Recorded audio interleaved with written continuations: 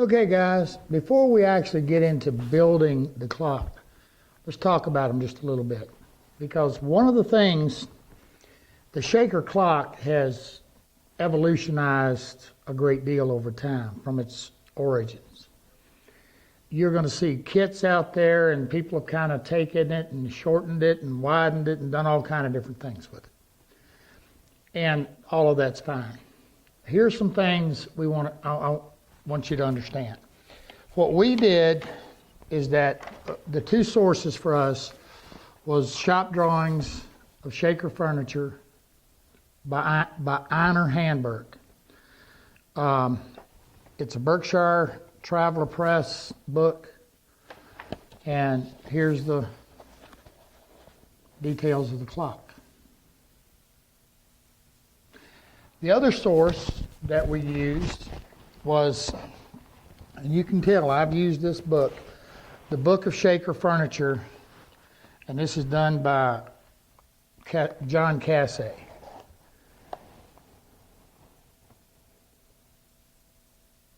And it has a very detailed description of the shaker clock.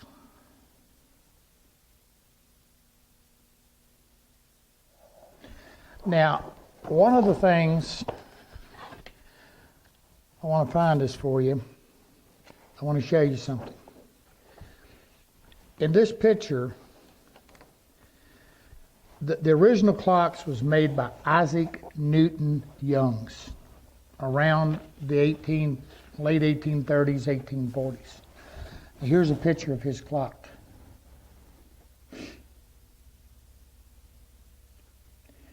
Now, one of the things I want you to note in this particular clock had glass in it. And in the bottom door, it had a divider. All of that said to say, if we take a look here, I'm going to show you this. If you take a look, what we did, this particular walnut clock, we stuck a tiger maple divider in here so that you can kind of get a look of what it would have looked like. Now, it's kind of interesting, that particular clock, it says that it was made of walnut, stained red. The back in it was pine painted chrome yellow. I don't know, guys. For some reason, that just, I don't mind a little authenticity, but that might be just a mite much. You know what I mean? I ain't going to do all this work and get the chrome yellow paint out. Now, the other thing is the majority of his clocks did not have glass in the lower doors. They had a panel door. Just like this tiger maple. Now, the other thing, in the original clock, what he did was he had two little side windows in it. Now, the reason for the side windows, now ours is just a cutout, but they actually had a seam that would have been right here, and this back piece, they had a glass slit in it, and then this little member slid in to hold the glass so that they could remove them, reach inside, and adjust the clockworks. Now, what's interesting is that, and we're going to show you all of this. Now, what's interesting is that what he actually used to do this was on the inside of here, he actually took a little teeny stick. Let's imagine this is our door. He took a small stick and it was nailed into the back of the opening. Then he actually took a little 3/16 quarter round after installing his glass, or in this case, in the side, the glass, or in the bottom, a wooden panel. Same way with the top door. Then he used a 1/4-inch round over molding that he nailed, a 3/16 round over molding that he nailed in place. One of the things he did was he nailed the top and the bottom directly into the side panel. The other thing he did in the back, he simply had a rabbet cut and he had the back simply nailed around into it. Now, I told you he used some white pine. Now, one of the things they did is they used what's called quarter sawn wood or rift sawn. Now, basically what that means is that this wood was very, very straight grained, very stable, very little expansion and contraction. So, and white pine expands and contracts very little. So he just simply nailed it into a rabbet. We're not fortunate enough to be able to do that. You can find rift sawn wood and you can find quarter sawn wood. But when you do, it's going to be horribly expensive. And to find quarter rift sawn pine is just all but impossible. But you have to think a little bit about the Shaker's world, his world in 1840. In his world, he had an entire continent of wood to select from. They went out and cut a tree, sawed it like they want. Whatever was left over was firewood or whatever other uses they had. So wood for him wasn't a big issue. We're not that fortunate today. Now, one of the adaptations that we've made, and you'll see this when we get into it. Now, this is my MDF prototype that I was playing with. Is that in the middle of here, behind this molding, he just simply had a molding going across. One of the things we're going to do is we're going to have a center shelf that goes behind here. The other thing is we're going to have an inner top and an inner bottom. And as we move through this, you'll see why. It's going to make our construction much easier. Again, you got to remember the Shaker. What he was building was a tool. It was a utilitarian thing. Okay, having it look super nice or anything like that wasn't really the object of the game. It was to have it function and do what it was supposed to do. So nailing a top on and whatever, he was good with that. The other thing is they painted most everything. The other thing we have to deal with is we have to deal with the faces, the clock faces that we're presented with, and this is 8 by 8. And it has to fit in here and show through our door nicely. Now, one of the odd things that I have yet to figure out why he did it was that on his upper door, his side pieces right here, everything else on it, depending upon which book you read and which source you go to, the bottom and the top were an inch and an inch and a quarter, and the sides were 1 inch. Now, why he did that, I have no clue. The only thing I can think of is he did it so that this wouldn't be as wide when you were looking at it from a side. The problem with that is that it will put our clock face out of balance. And you'll see that as we go through. So we're going to adapt and change a little bit. Now, in the Tiger Maple one, I did the cutouts for the windows. This is actually an inch right here, and then we have our molding applied. This is 1 1/4 inches, and then all the bottom is 1 1/4 inches. Some accounts, it was 1 3/8 inches. Now, I hope I'm not confusing you. What I'm trying to tell you is even he did them all kind of different ways. Now, one of the other things he did in the Shaker book was that the door itself was made of 1/2 inch thick material, as well as the sides. Well, when I did this prototype using his exact dimensions, I ran into some issues. One is to be able to get our clock mechanism in here, we had to make our sides a little deeper. The second thing is we had to adapt a little bit so that our clock face will work. The other thing I found is that the hinges I was able to come up with that I wanted, 1/2 inch was not very big on this door. Now, when I go to Einar Handberg's book, he had actually increased this to 9/16, and then there's another account where he increased the doors to 5/8. So go figure. Same thing with the tops. In some accounts, the tops were 9/16 thick. In others, they were 5/8. So what we're going to do is we're going to work on the 9/16 predominantly. That's going to be our major thickness of wood for our carcass. I found it worked well, and it was thick enough to do what we wanted to do. Because, you know, a ½ inch and getting your hinges in here, but, you know, he was a shaker, and they had blacksmith shops and everything else, so that whatever they needed, they made it. Now we're going to talk a little bit about the clock works, what we're going to be using. We're essentially using the basic clock face. I told you it's 8 by 8. Now this is available from Woodcraft, and some of it's even available in a kit form. Now for our movement, we're actually going to be using, again, the Woodcraft Clockworks. Now this is simply the little battery operated, and they work extremely well. We've built a bunch of these, and these things hold up and keep on working. Now there's another one you can get at the same time, and that's one that has a little speaker on it, and it has chimes. So it's all, you know, whichever way you want to suit yourself. Okay, for the hinges, I'm going to be using a couple pair from Horton Brasses, nice heavy brass. You'll see these as we build the clock. The others came from Woodcraft, and it's just simply a nice little brass hinge. Now, I went through a lot of work to build this tiger maple and cut these windows out and do all of that.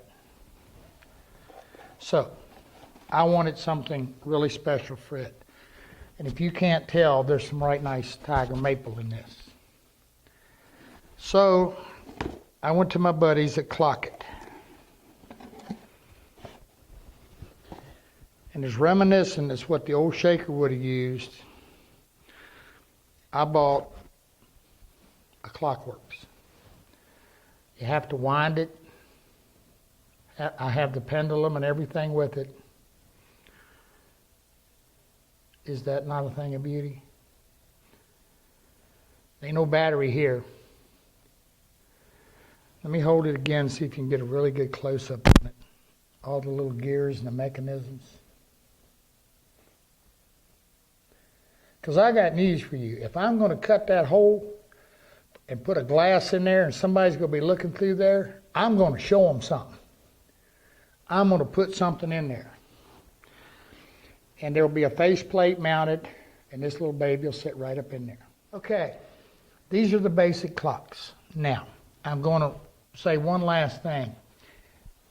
On the other clocks that we did, what I did was I made all the rails and stiles the same width, which was the 1 1/4. And I'm going to show you how I did them. Now, all of this is not those little teeny weeny moldings and nailed in there. We actually used a modern day cheat to get the same effect. I'm going to show you how we did that.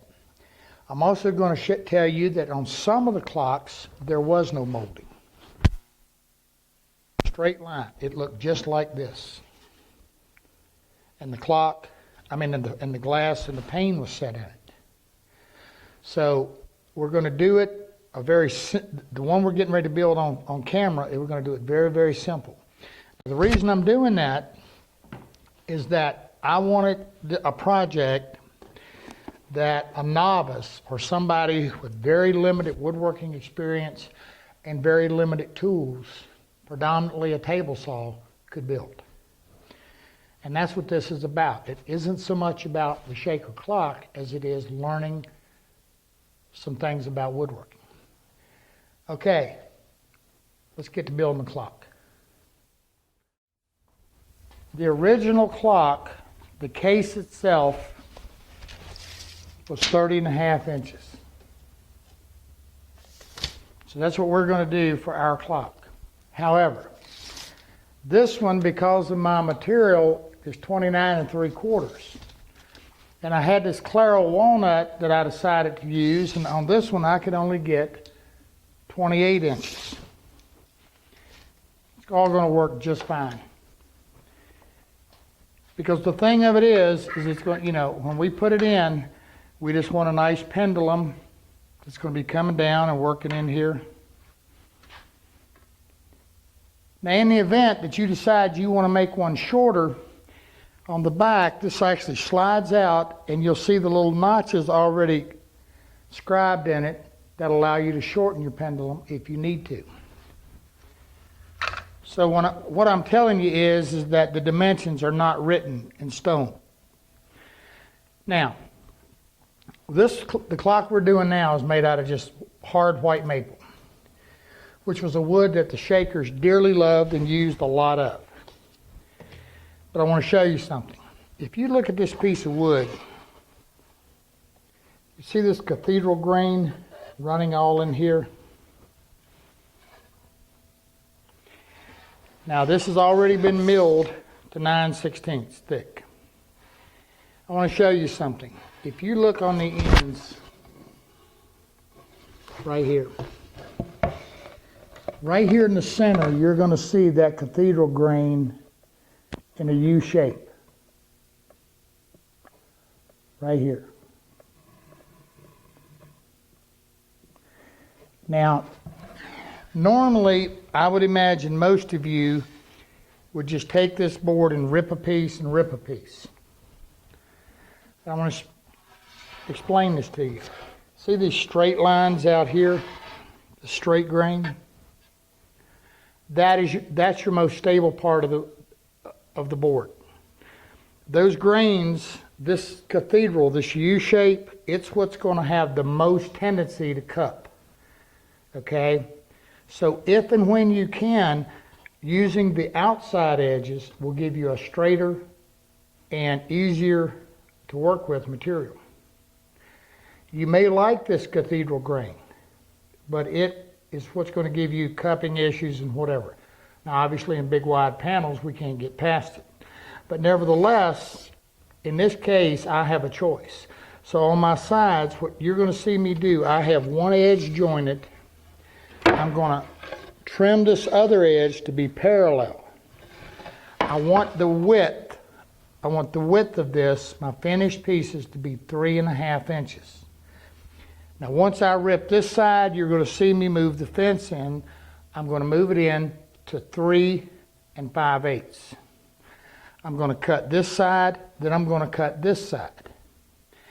Then I'm going to come back, do a little 1/16 of an inch trim on each side to my final dimension. The reason for that is, when I cut this piece of wood, if there's any stress inside of here, and I cut this piece of wood and it wants to move a little bit, I have room to clean it up and come up with 2 perfectly straight pieces of wood.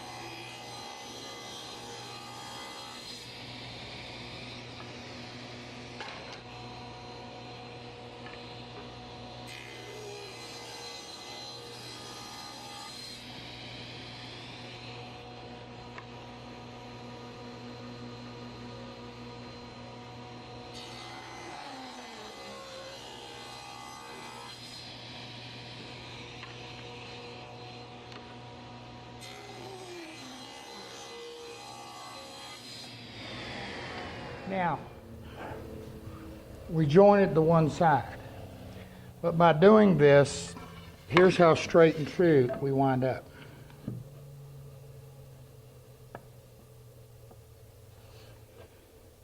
So you just learned something. If you don't have a joiner, you can get those glue seams just as dynamite as you want. No issue. Okay. The key to it, and I can't emphasize this enough, when you're cutting something, don't cut it from the point of one pass. Cut it a little bit oversized, then come back and make those little light passes to your final dimension. My signature phrase that will never fail you. Sneak up on it. Okay, we come back, we're going to cut them to length. To make our cross cuts, and we're going to be using this a lot, I'm simply using a miter slide. Now, if you don't have one of these, the one you came with your table saw will do just fine. You know the little trick I just showed you about, the straight lining and sneaking up on that cut and a miter slide, I got news for you guys.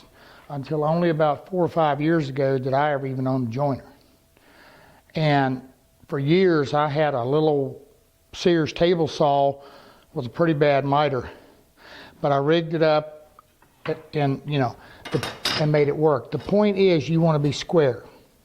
And here's the thing, a lot of guys will square to your fence. If your fence is dead square and you know that, that's fine. But the best way to make sure your miter gauge is square is to come off the side of the teeth of the saw blade. That's what's going to be doing the cutting. And as long as your miter slide is square to that, you're good. Then take a scrap, cross cut it, take your square, check it, make sure you're square. Okay guys, what I'm going to do now is cut this thing to length, and it's 30.5.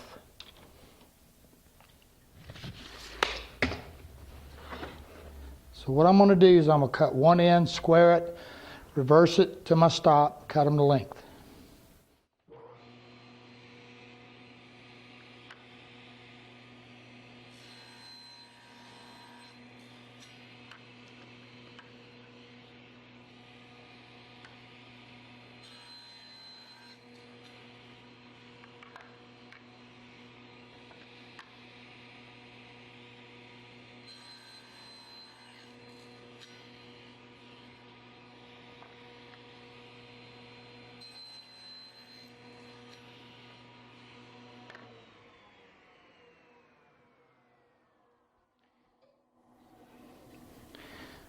All right, I'm cut to length. Now, what we're going to do is we're going to come back. In just a second, we're going to come back and we're going to make this notch right here. Now, I'm going to show you the way I designed this top. Now, if you've got a biscuit joiner, you could also use some pocket screws. But again, when I built these, my thinking was on the people who don't have all of that, and for them to be able to build a clock using their table saw. So what I did is I basically did a rabbet, and that's just this notch cut out right in here. Then I did the same thing with the inner top, and the way this is going to work, one is going to set in the other, come together. Now, one of the things I did not want on mine is I didn't want to nail the top on. I wanted to be able to attach the top without having a visible means of attachment. So what I did was, I did it this way because right in here, once we're done, I can add some glue and I can actually come right down through here into my side, nail or a small screw, and I'm good to go. The overall width of this clock is 10 inches and the sides are 9/16. And this little top piece is a 1/2 inch. So to make my notch, we're starting with the side pieces. Now what I did was, I drew a line, I drew this out. I'm a 1/4 inch deep and I'm 3/8 of an inch wide right here. 1/4 down, 3/8 wide. So I drew that. Now, once I did that, because this is 9/16, I measured it. So that gives me 3/16 of an inch is this portion right here. Little outside edge. So I took 10 inches and I subtracted from it 3/16, which is 2 of that is 3/8. That's this one and this one. Got it? And so that come up to 9 5/8 inches. Dado blade. Everybody pretty much knows what a dado blade is, but just in case some of you guys out there don't, a dado blade is you have an inner and an outer, and then you have chippers that are added to the middle of it to make a big wide saw blade called a dado blade. What I have set up here now is simply the 2 outers to 1/4 inch, and I've got a 3/8 inch height. Exactly what we were doing with our table saw blade. But you'll notice that I've got a couple samples here where I tested my cuts. Now I'm ready to do my stock.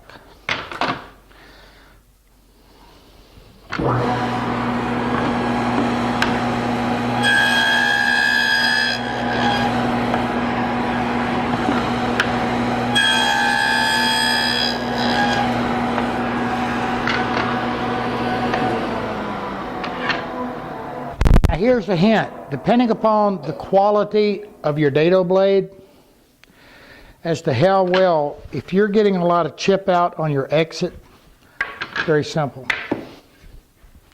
Put your backer board in there. As the blade is rotating, it keeps it clean.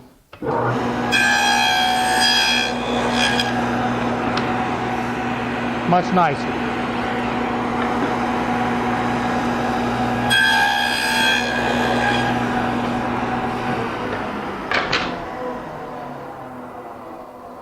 That's basically all there is to notching that.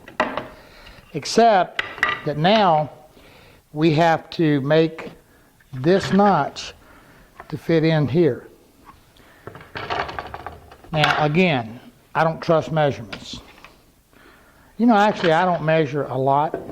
I do this literal thing. So here's what I'm going to do. I got a simple stick. It's a little scrap. I cut off of that. And all I'm going to do is I'm going to set it up and I'm going to draw it in.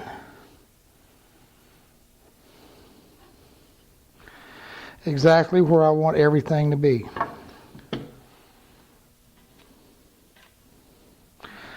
All right, doing exactly the same thing, I'm going to come in and I'm going to set my highest tooth to my line.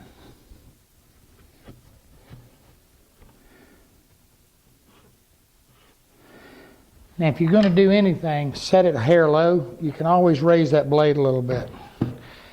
Then I'm going to come in and I'm going to set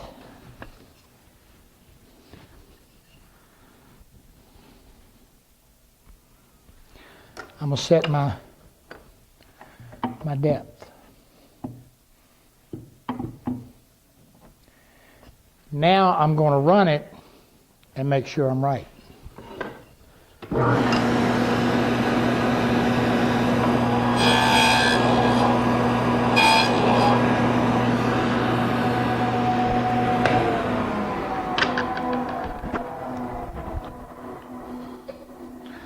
Well, I need to go a little deeper and a little wider. That's not a bad thing. It's when you're too deep and you're too wide that you got a problem.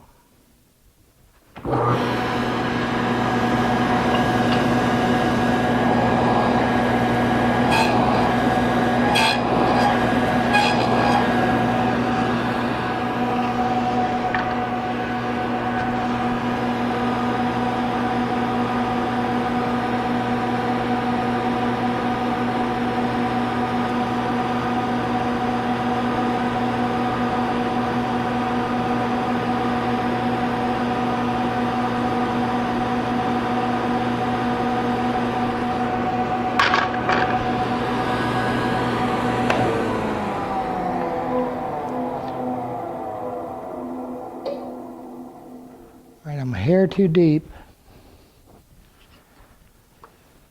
or wide and not quite tall enough.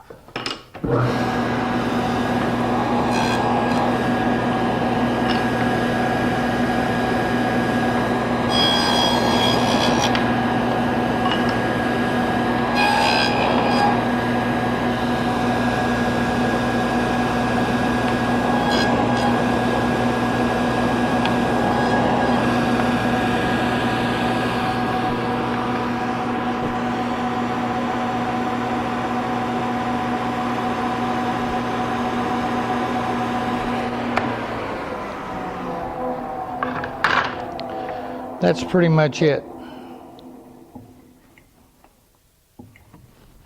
One last check.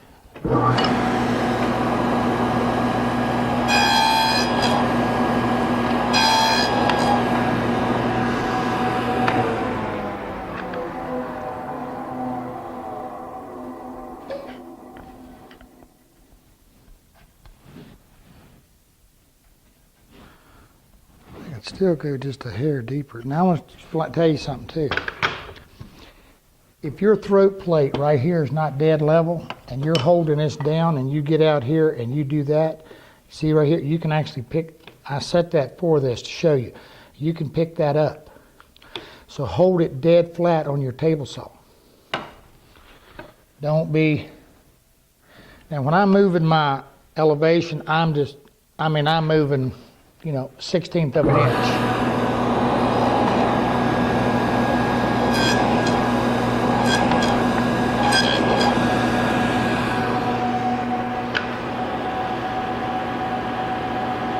Yeah, baby.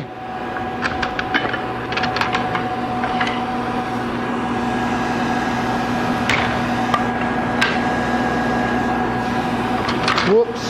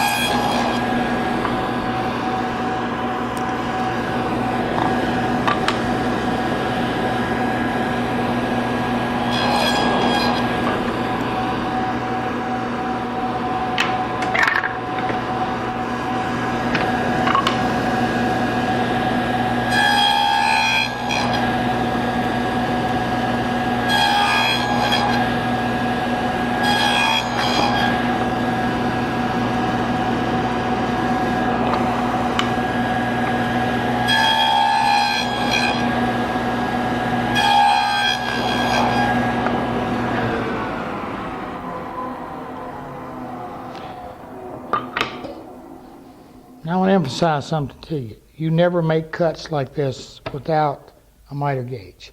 If you're out here and you're trying to do this like this, that is one of the unsafest practices you can do, because that thing will grab any blade and it'll throw it at you.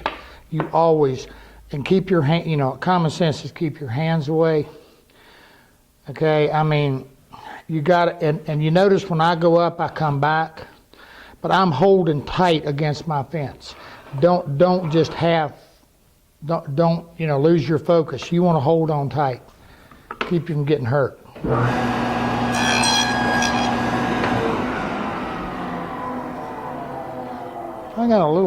I'm doing something here.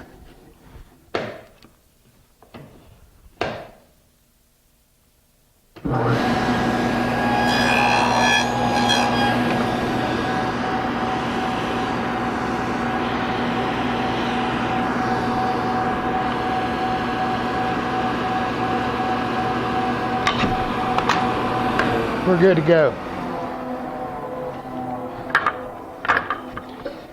Now, we've got okay guys, we looked at our clock at the groove in the back that will hold the back. So let's cut it. All right, I'm going to cut my groove about 5/16 deep, and this little edge, this piece on the back is going to be 1/8 of an inch. Doesn't take a lot. Let me check myself.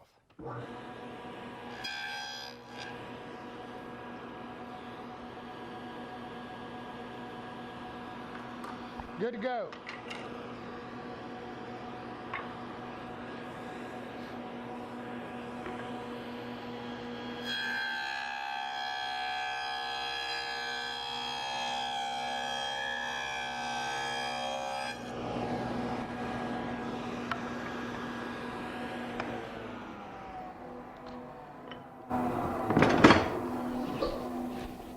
Now I just did something and you didn't say nothing about it. And that's probably okay for me. And when I say that, you got to understand something. I run a lot of wood. And when you're using a table saw, you want to make sure you keep your focus where it needs to be. Now, depending upon your woods and whatever, make sure you orient yourself so that you don't cut that little groove, that you got your pieces matching in the way you want, your fronts and your backs.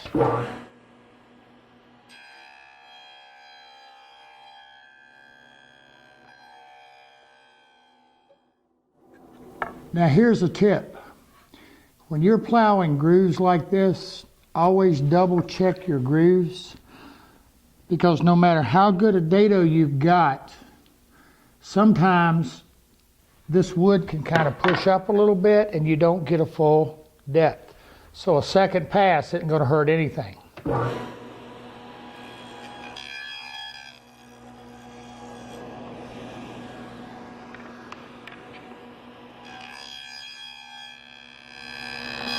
Now I'm going to change my dado setup to 1/2 inch because I need to cut my little dados for my little center divider here to go in.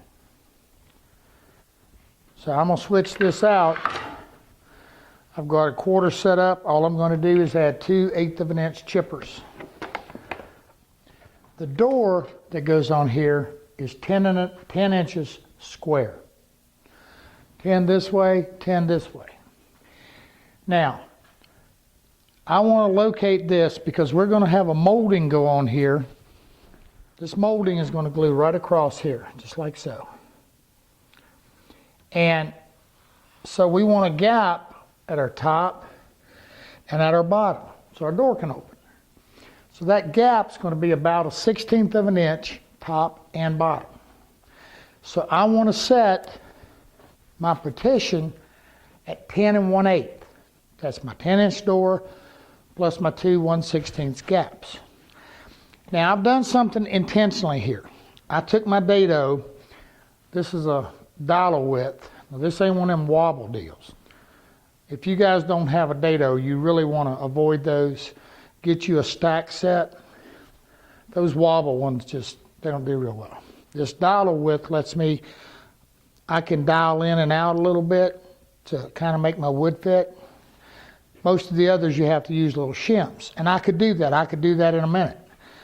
But some of you are going to be using your table saw and just a table saw blade.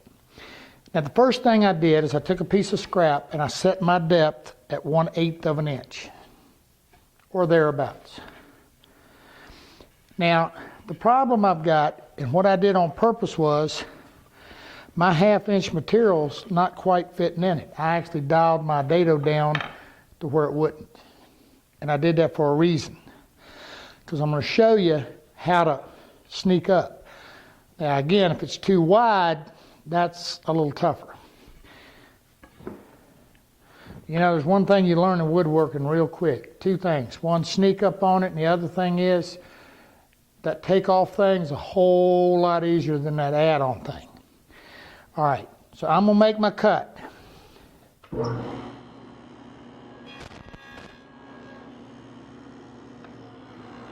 what I'm ready to do is, again, denoting my top and my bottom.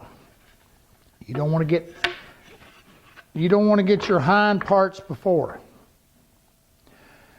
Now here's a little clue. When you've got a little bit of cathedral grain like this, you always want your grain running vertical. Have those going up. You don't want your cathedral grain going down. Always run it up. So in this case, this is going to be my top. I'm going to use a little backer board here to prevent some chip out.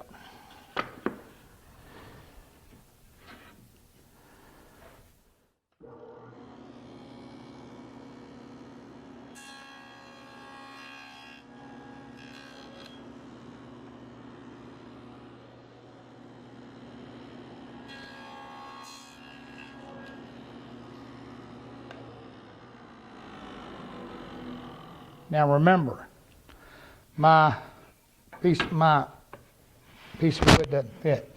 So what I'm going to do is I'm going to come up here. I've got to actually, and I want to take it off to the bottom. So all I'm going to do is I'm going to move my fence a breath.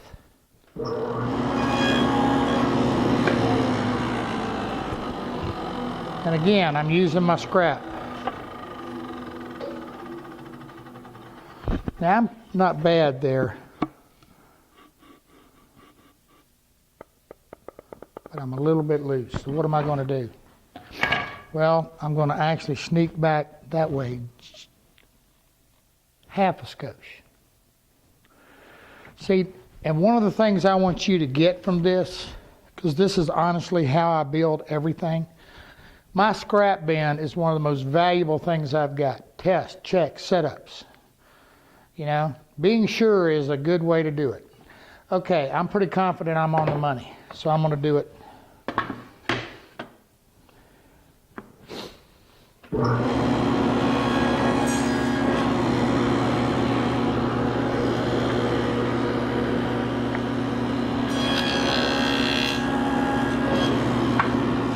And those infamous words that we've heard on TV, it's now time for some assembly. We're about ready, we're ready for that assembly thing. But before we do, remember, when we made our inner tops, we made them pretty much full width. So now we need to rip those down. Now I've switched back to my table saw blade and I'm going to measure this. I'm at 3 1/8 inches. But again,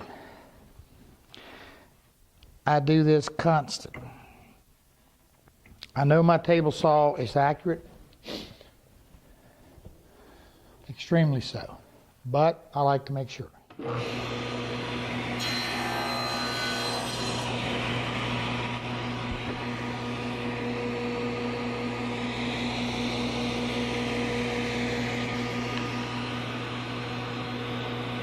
Guys, it's time for that to put it together. Now here's what I want you to do for me, okay?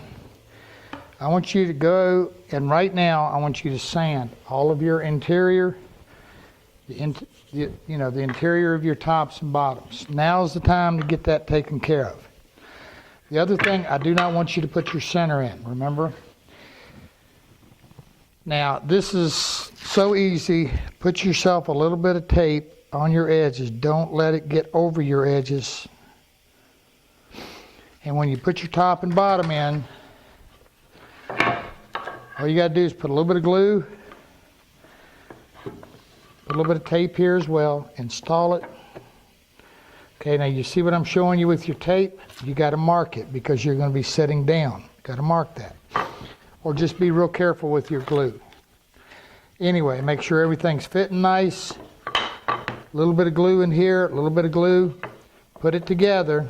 Then right down through here, put you a couple screws, couple couple little 1-inch finishing nails, and secure your top and bottom. When you do that, make sure do a diagonal measurement. Make sure everything is square. Okay, and let it go. Now that you've got your clock together, now mine's still in glue. Now whether you make some or get you some, if you're in the clamps and you're doing much casework, I'm gonna tell you this: a nice set of squaring clamps really makes the work go faster and more accurate. Now I've already told you that the top door is going to be 10 inches. If I measure from the bottom edge of my dado right here, which will be the top of my door, and I measure down, I'm at 19 7/8. So I'm going to make my door 19 3/4. Now the reason for that is that again, same thing. We're going to have a gap in here between our molding and our bottom. So we're going to make the bottom doors on this 19 3/4. And the top 10. Now I want to emphasize something to you.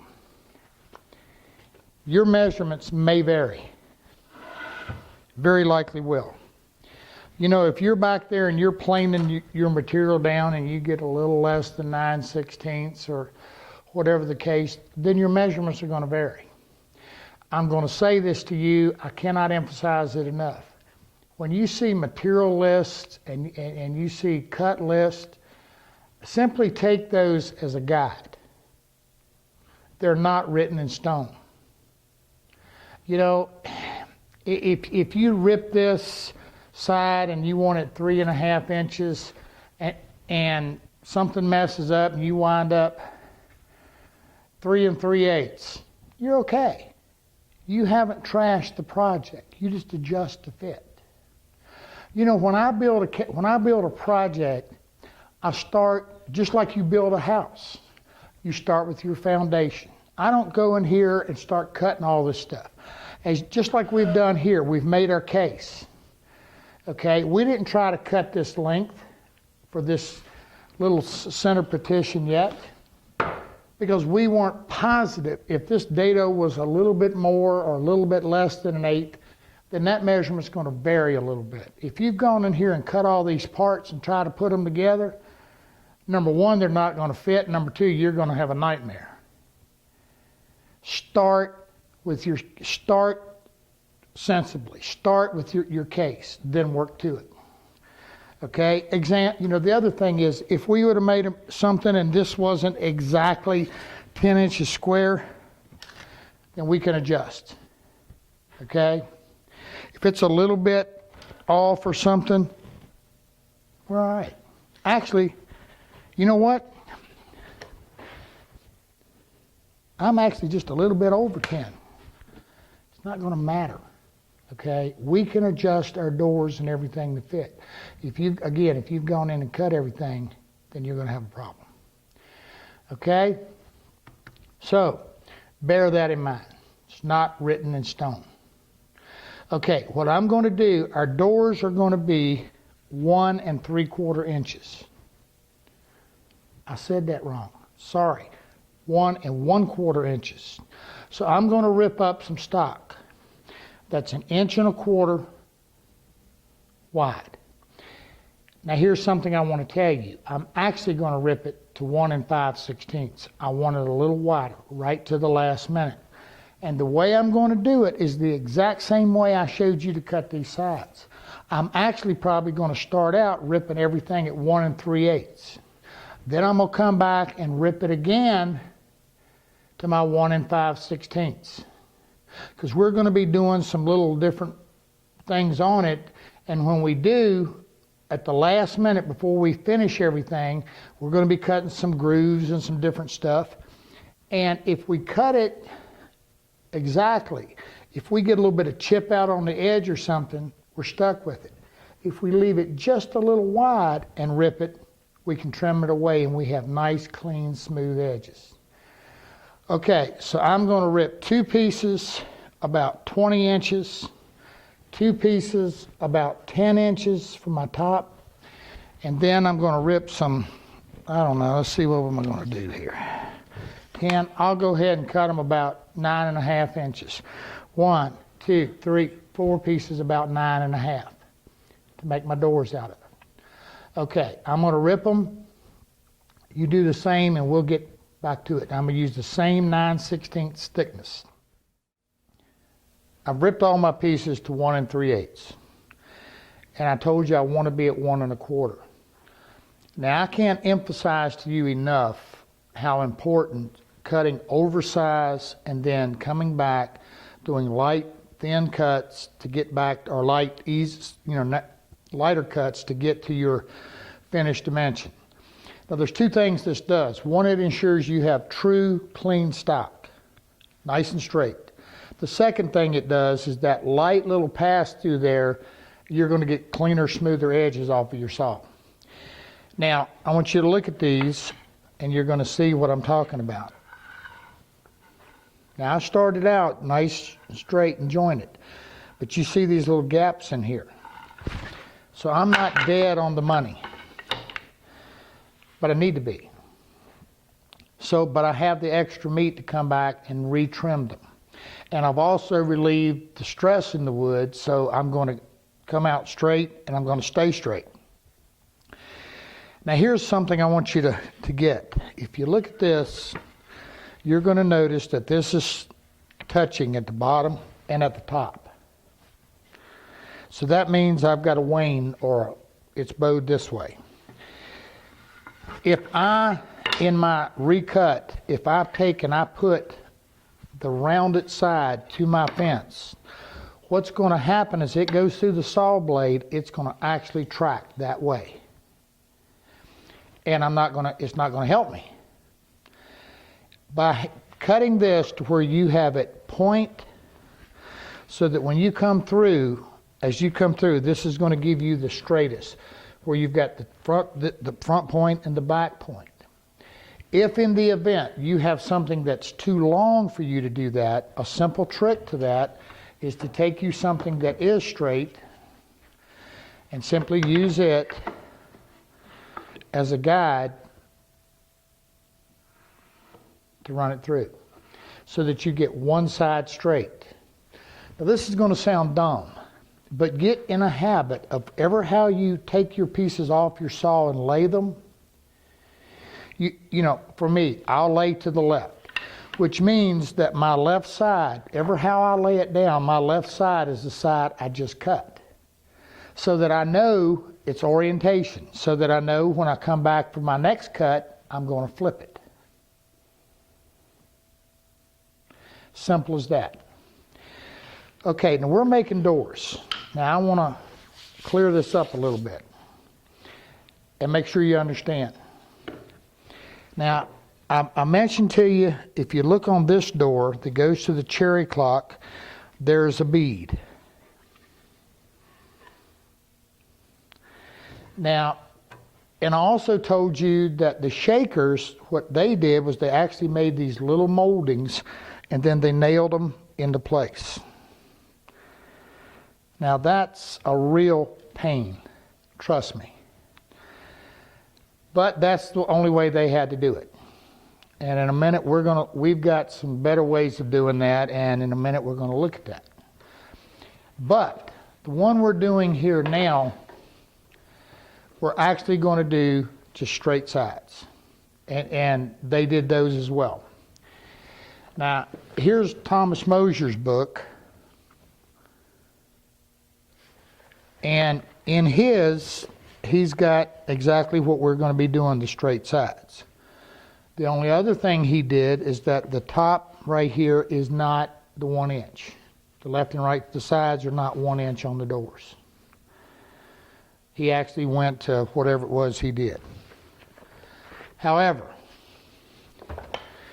here's a picture from the shaker style book of one of the original clocks that's hanging in the sewing room at Hancock Shaker Village. And I don't know if you can see it on camera, but we've got the little 1 inch side at the top. And I know you can't see on camera, but we've got straight edges. So that's not a big issue. We don't have the bead. Okay. So here's what we're going to do. Well, I'll just put it like this. If that bead's there, I can't see it. All right, so what I'm going to do, I'm going to rerun all of my stock to get it nice and straight. When I lay these together, I want it to look like that. And this is the one that I seem to be having the most issue out of.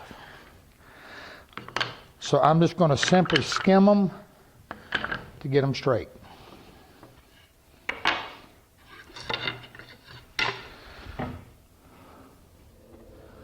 Never have any more blade over the top of what you're cutting than you're willing to get cut.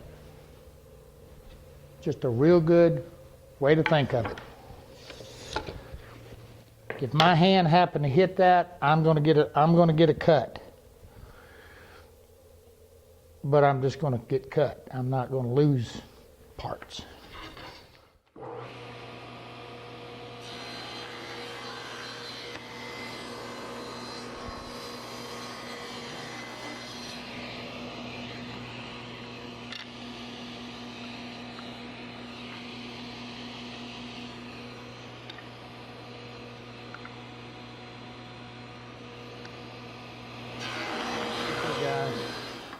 Now it's time to make some doors, but I just wanted to lay these out and give you, can you see that? dead straight, no issue. Said ran to one side, came back, run the other side. I'm just a little over 1.25 inches, but I'll do my final size when I've got everything where I want. Now, what we're going to do is, in order to make this door, we got to cut a groove in it. So what we're going to do is we're actually going to take our saw, and by running our pieces on edge, we're going to create our groove. We want that groove to be right at 1/4 inch wide. Now, and I want it to be 3/8 of an inch deep. So the 3/8 is going to have to do with how tall I have my blade.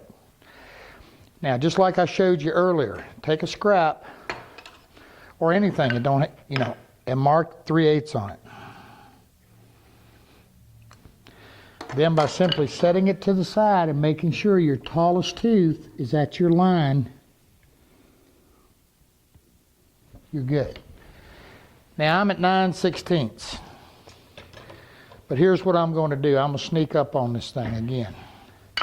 So just by eyeballing this, what I'm going to do is I'm going to set myself about dead center, or close thereabouts. Okay? Now the other thing I'm going to do is to make sure, well, here's an old piece of MDF. I want to double check my depth.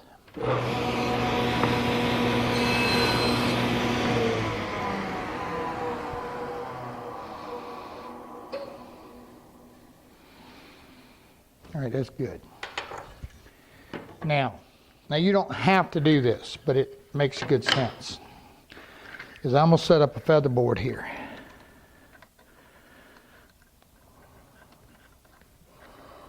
Just to keep me tight against some of my grooves are accurate. When we was off camera, Billy was talking, he said, yeah, you're talking about not getting cut, you got a saw stop. Yeah, well, let me tell you something, guys. And I'm glad I do. But I'm going to tell you, just because you got a saw stop isn't an excuse for being stupid. Okay? Now I'm going to set this up. I don't need a ton of pressure. I just want something that's going to keep me. I want to stay tight and vertical here is what I'm after. And I'm probably going to have to be moving this because we're going to sneak up on this 1/4 inch. Remember, we're not trusting those little measurements. We're going to trust the literal, actual cut. Yep.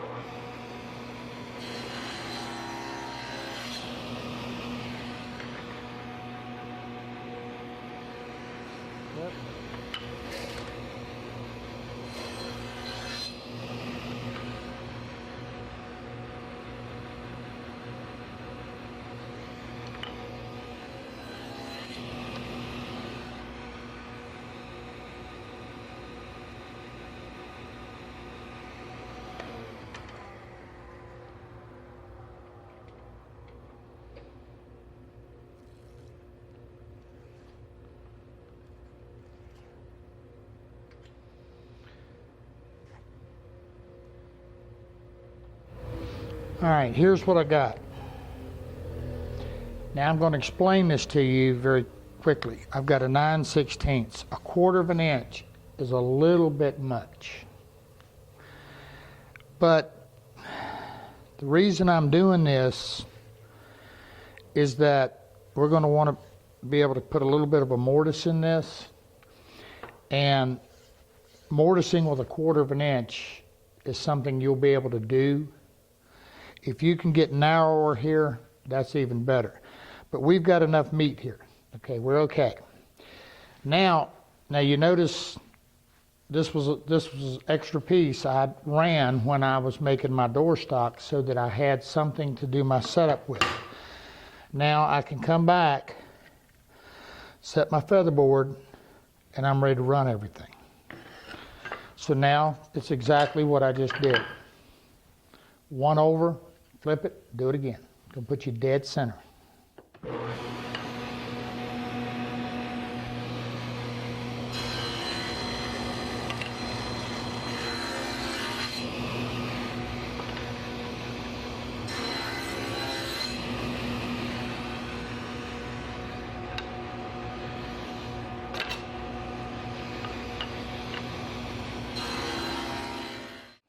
I've got all my pieces grooved.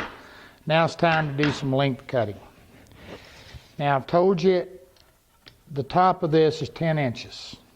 Okay? You want your top, no matter what the depth of your clock is, no matter how tall you make it, you want the top door to be 10 by 10, or as close thereabouts as you can come to. Now I'm measuring from the bottom of my dado, which will be to the bottom. And in this case I'm 19 7/8, so I'm going to want these to be 19 3/4. So here's what I'm going to do. I'm going to set up and I'm going to cut me two sides, 19 3/4, and two sides for the upper at 10 inches.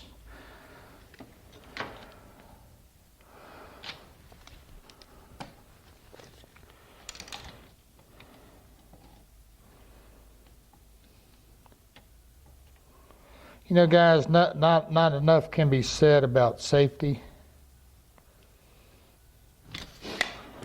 Everybody notices this left hand.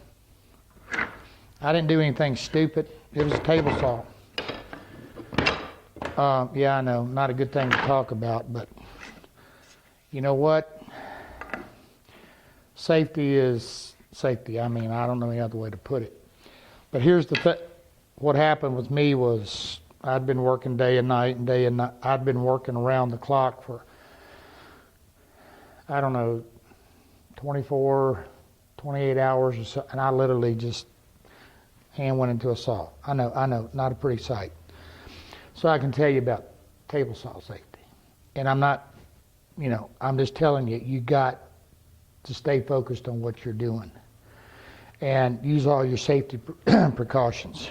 There's just, you know, don't be stupid.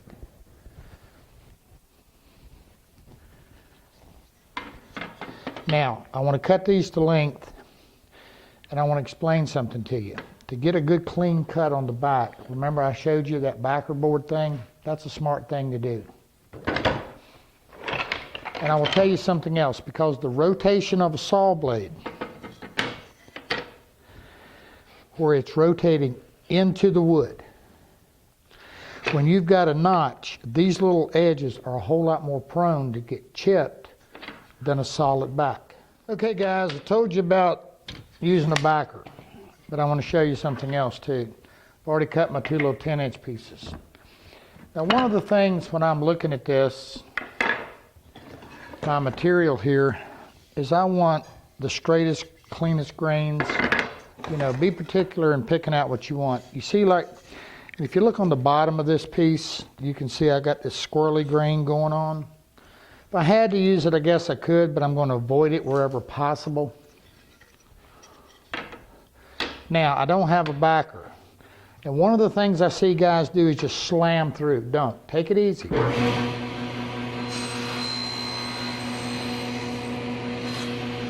And you get a nice clean cut.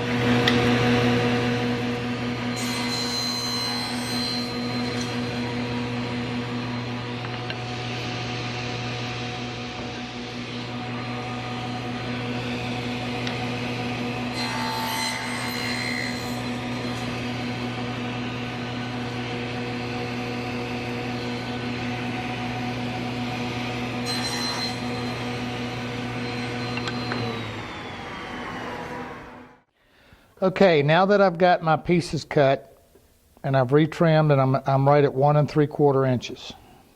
Excuse me, 1 1/4. I'm going to actually lay these in place. And I'm going to take a literal measurement with it in place. You know, again, you can calculate all you want, but doing something where you can measure it in place, you're going to be a whole lot more accurate. Sometimes, a lot of times I'll clamp these in place just to be sure.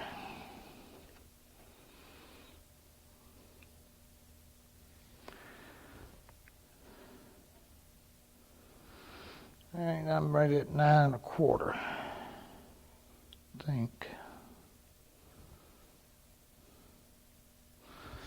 Yep, so we're going to try that.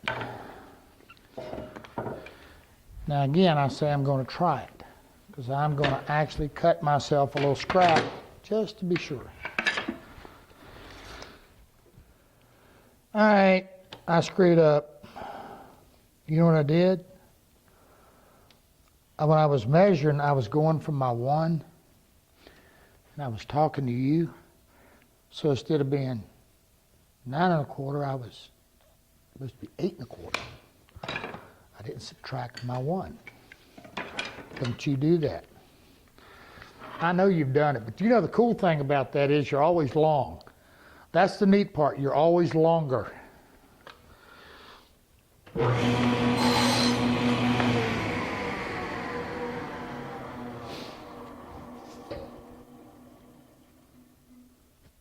Let's try this again.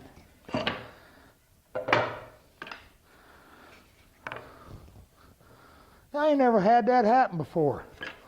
Yeah, right.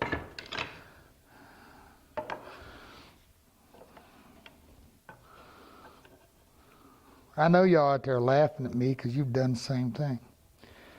How am I? I did pretty good. When they come in tight, I'm flush to my sides. Actually, I'm just a little teeny bit wide, just a hair wide, but that's okay because I got some saw marks here I'm going to be cleaning up, right? Yep. Okay, remember, we can always take it off. It's that add-on thing. We're good. Let's rock. Get them done. I don't want to cut up my stock.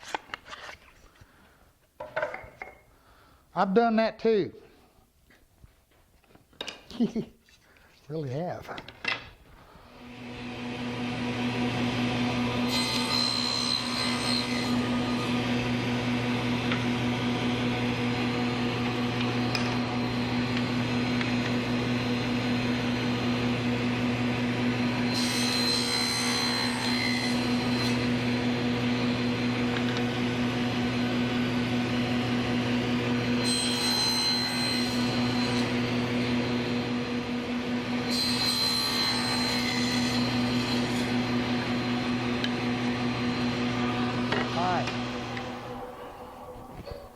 Let's cut some tenons.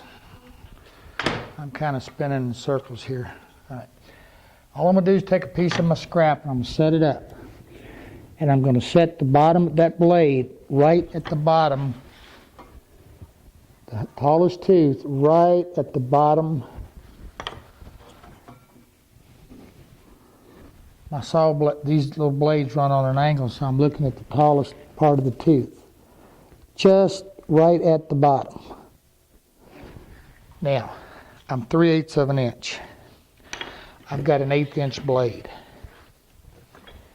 or thereabouts. So I'm going to measure this.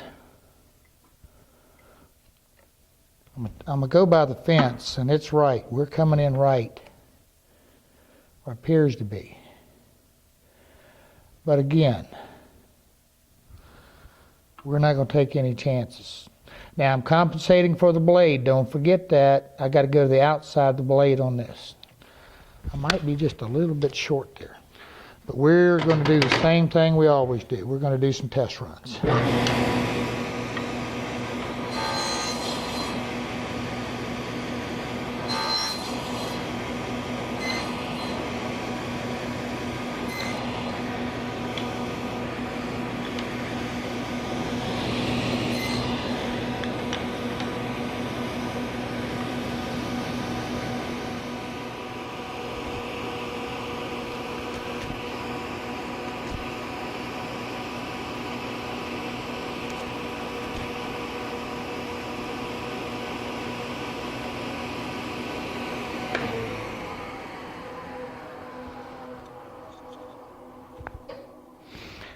All right, my depth is good, pretty good right here, but I'm too loose. Got to lower that blade.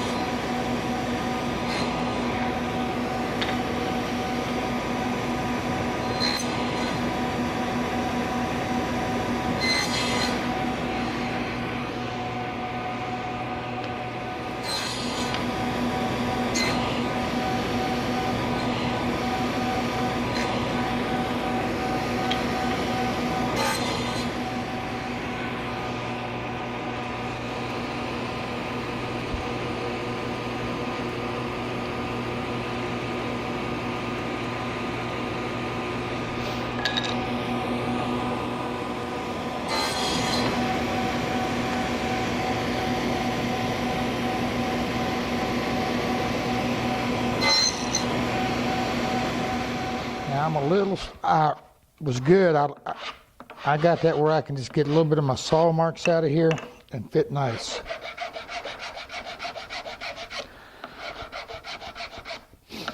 Now, you don't want to have to beat this thing together, guys. You do that and you're going to have a mess. And to understand, if you have to drive it together, you're going to split it right here. You want it to slide together nice and firm. Like I said, taking a little bit off, and a thing in the world wrong with that.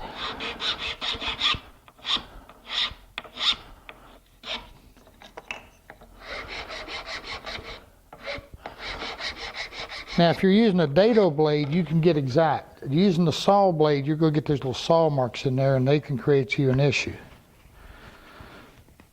All right. I'm good. That's nice. Okay, boys. Guys, time to cut them. I'm going to do it.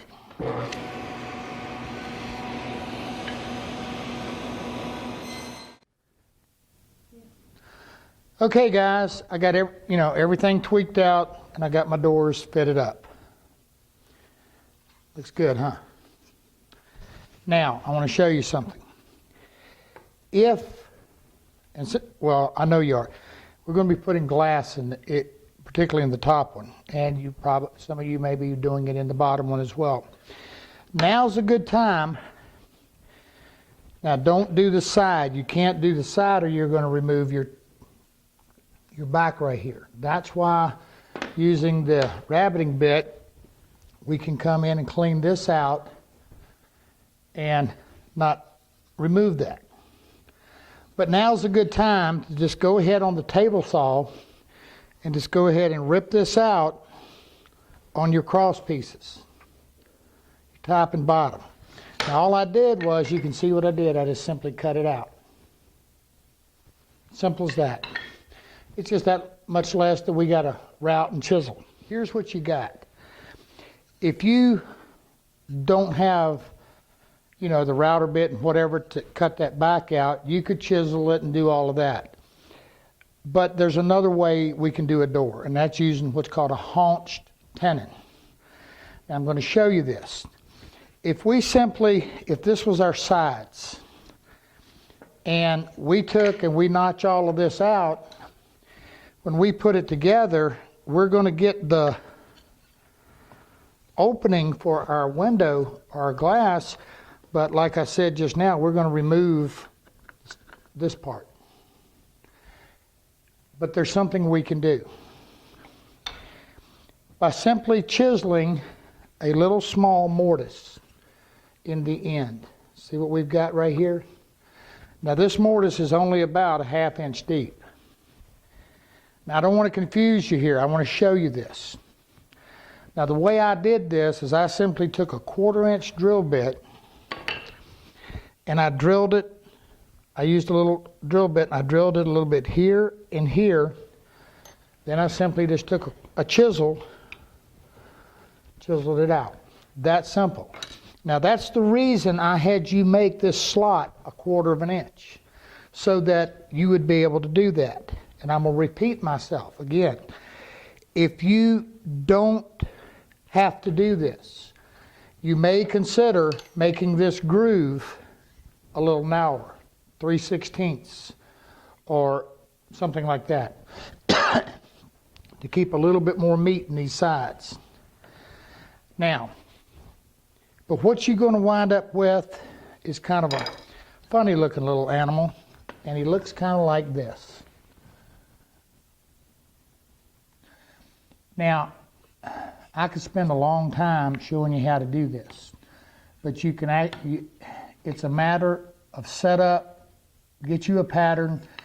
All it is the same thing, except the difference I have to do an offset, and I have to make it long. My piece I have to accommodate for the tenon. And again, just taking your table saw and nibbling it away. Now, one of the things I did do to cut my little tenon here, I just went over to the bandsaw and cut that. Little handsaw, little chisel, anything. And the object of the game is to make this go together just like you see it. And that's a haunched tenon. Now somebody's going to ask me if just gluing this in here is enough. No, it's not. That's just not enough support and strength in that. So there's your doors. Okay. Now we're going to go over here and I'm going to show you another way of making the doors. And it's probably one of my favorites. It's pretty fast. Okay? Meet you at the router table. Here's one of my favorite ways of making doors. Just really slick and quick. Now what we're going to be using is what's called a cope and stick. Now what am I talking about? Well, I'm going to show you. Now this is a large set. You have a mat set of router bits. And you use them in your router table. Now one of the bits will cut the stick. And what it does is it plows the groove and it cuts a profile, which in this case is just the bead. Now they come in all kind of different profiles, so you just have to look and decide which one suits you the best. And again, what we'll do is we'll actually come back and route the back of this out for our glass to set in.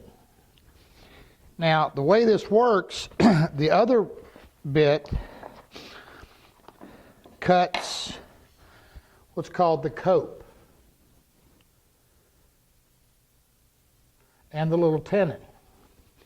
And it simply goes together just like this. Now what this does is this creates a lot more glue space in here. And it's a flat grain to a flat grain as well as a tenon. So you get a super strong joint. Now in this case, because I'm using a 9/16 thick material, these bigger bits, which are made for 3/4, 7/8, are too big. So I've got my little miniature set out. Set up. Now these are sweet, especially on narrower stock.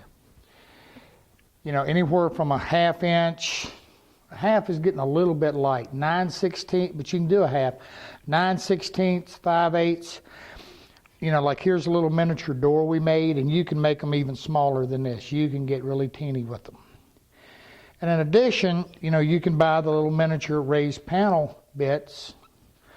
And that's exactly what this little raised panel was done with. Again, you can see the way it goes together. And there's the back. This is chiseled out for a lock. Okay. Now, if you have my router DVD, yeah, there's a plug intended there.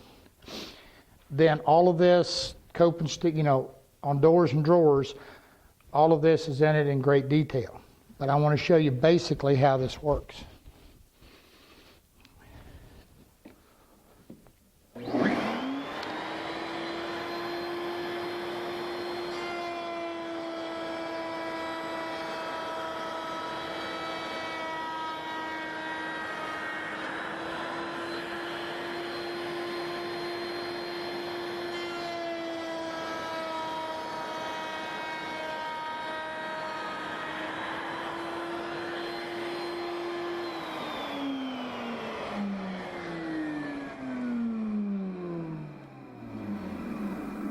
Now this is very important. Remember I told you, always make your material wider. Always do that, particularly in a cope and stick.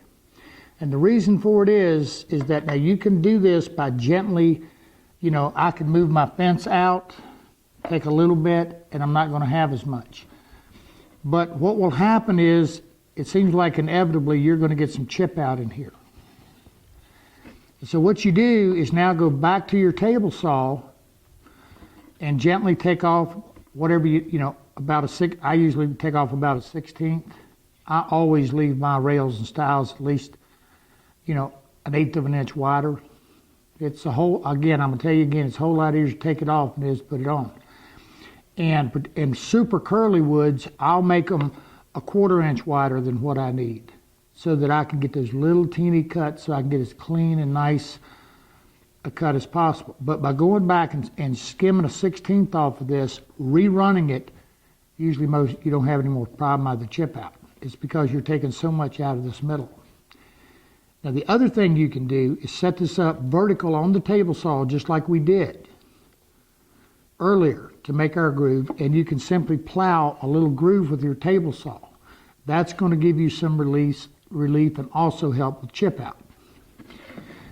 Okay, I've already got my cross pieces ready, and I've already got them done. Now let's go cut the tenons and the cope. Now I'm over to the cope bit.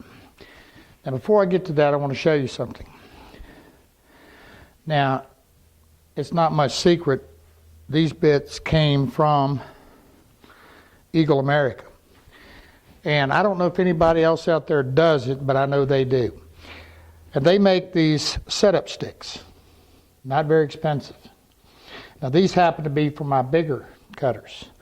And what they allow me to do is when I'm setting them in my router table, simply put, I just use this to set where I need to be, to set my height on my bit.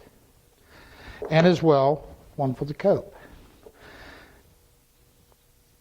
Now one of the other things with a cope and stick set is you're always running with your faces down. Always. Because the router bed is coming up. So if this would be your face with your bead, it's always going to be down. Now when you're cutting these, again, setup is critical. So, you know, getting some setup blocks and taking some time to get everything dialed in where you want is important. But here's a quick tip. The bit is rotating in my direction toward me. What's going to happen is when you come through here, it's going to try to chip out your back. It's going to particularly do that when you're coming through in the other direction and you already have your bead on it. Those get kind of fragile. Take a piece of the same thickness material and run through your cope bit and cut yourself a long piece with a nice straight. Here's what happens. When we're cutting this, and this is the best advice anybody ever give you on these, I'll assure you. And when you're cutting this, always have a backer. Now, I want to make sure you understand, if the bit cutting into the wood is not an issue. It's going to shear. So in this case, where the bead is, on this particular cut, it's going to be coming into the bead, so it won't be a problem. It's going to be on the exit. Let's watch.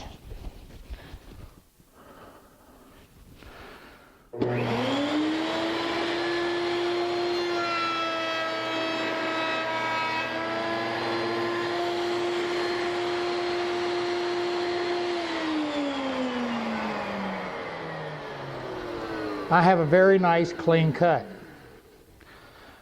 Now, if you take this nut off, between your cutters in here, there's some very, very little thin shims. And usually when you get them, they do perfect. But if you sharpen them or have them sharpened, you usually have to adjust that. And that's going to help you adjust your tenon thickness. Okay? But the bottom line to it is it's just perfect. Now my problem is going to be now is that when I come this way, I'm going to be coming into the bit. That's where having this backer is so critical.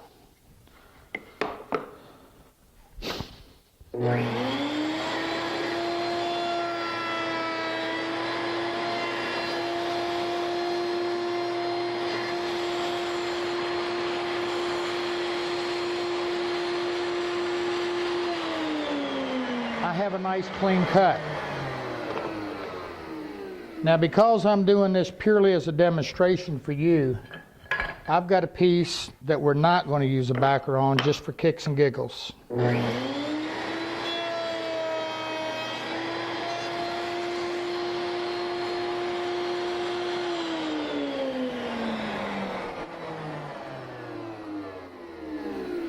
See that?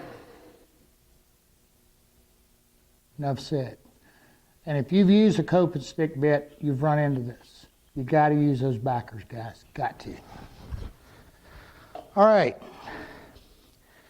Once we've got everything mortised up, then it's simply put our panel in or go ahead and put the doors together so we can route the back out and get it ready for the glass.